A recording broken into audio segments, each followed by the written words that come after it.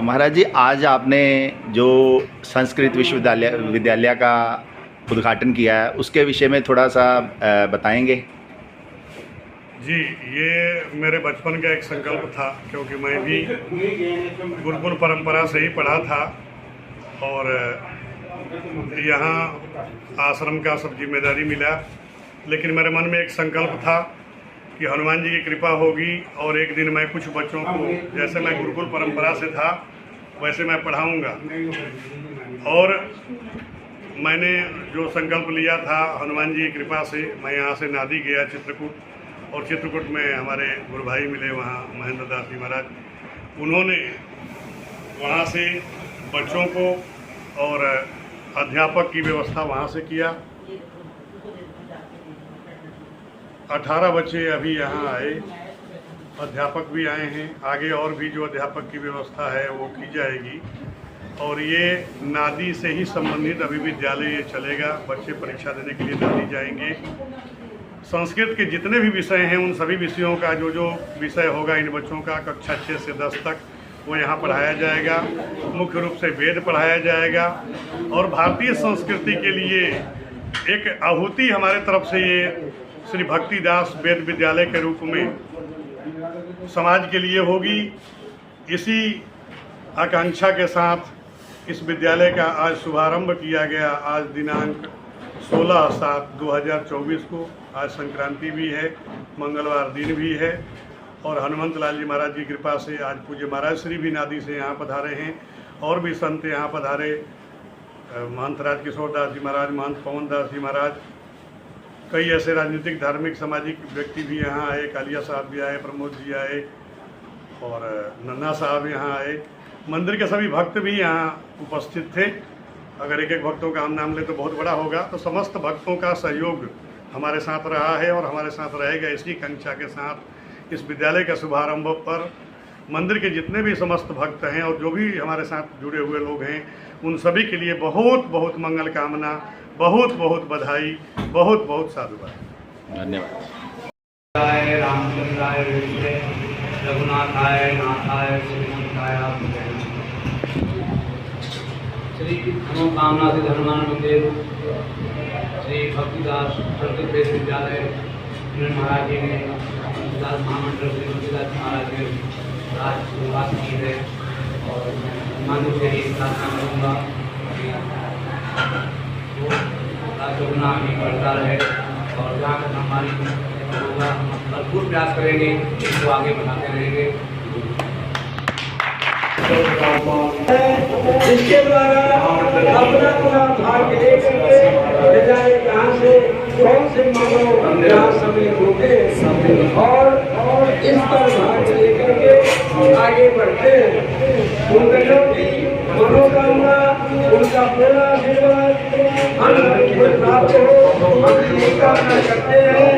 और मनोकामना से हनुमान जी के चरणों में निवेदन करते हैं।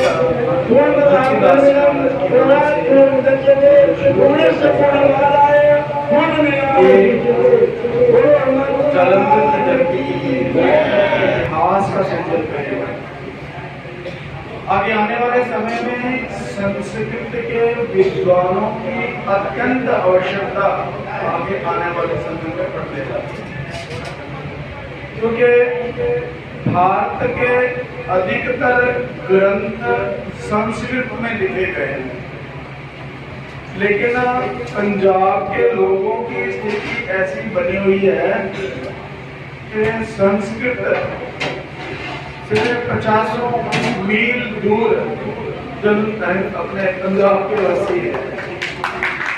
और इसलिए ऐसा लगता है कई बार कि हम अपने ज्ञान से बहुत दूर हैं। अपने ही ज्ञान से बहुत दूर है। और हम हो गए हैं ऐसी कोई बात नहीं है, हमको जानबूझ करके ऐसा बनाया गया है। संस्कृत की भाषा को गडरियों की भाषा कहा गया है, जबकि ये विद्वानों की भाषा है। मैं एक छोटा सा उदाहरण देकर बताता हूँ। एक बार कर्नाटक के किसी एक गांव में एक मंदिर में कथा चल रही। कथा जो संत कर रहे थे वो प्रसंग सुना रहे थे। जब भगवान रामचंद्र जी ने रावण पर विजय प्राप्त कर ली तो उसके बाद विभीषण को राज्य लग देना, उस समय की घटना। तो प्रसंग जो चल रहा था कि पंडित जी ने मुहूर्त निकाला तो लक्ष्मण जी रामचंद्र जी को कहने लगे कि महाराज ये तो वही दिन है जिस दिन हमको अयोध्या में पहुंचना है। अगर हम नहीं पहुंचेंगे तो भरत ने अपनी प्रतिज्ञा पूरी कर दी तो अनर्थ हो जाएगा। चरण पादुका लेते समय भरत जी ने कहा था कि महाराज भगवान राम जी अगर आप इतनी तारीख को सूरज डूबने से पहले अयोध्या में नहीं पधारेंगे तो आपका भरत आपको कभी मिलेगा नहीं। तो जैसे ही लक्ष्मण जी ने उनको याद कराया तो राम जी कभी याद कराया, हाँ भी बात तो बिल्कुल ठीक है। लेकिन और कोई मुहूर्त निकल ही नहीं रहा, मुहूर्त निकल ही नहीं, क्या करें। तो दोनों भाई आपस में बतिया रहे। विभीषण जी ने उधर से देखा कि क्या मामला है, इतना सुंदर मुहूर्त निकल रहा है।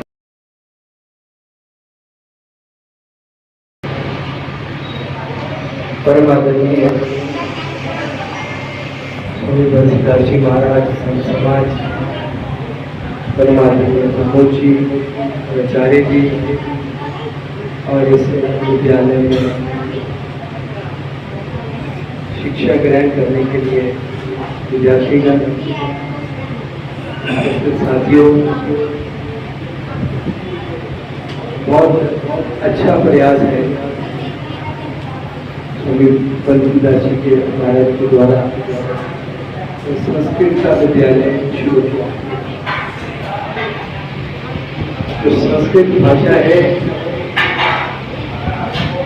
वो दुनिया में एक ही भाषा है, तो जैसा बोला जाए वैसे लिखते हैं, एग्जैक्ट भाषा। और ये पश्चिमी देशों ने भी स्वीकार किया है कि जो सबसे आसान तौर पे ग्रहण कर सकता है वो संस्कृत भाषा।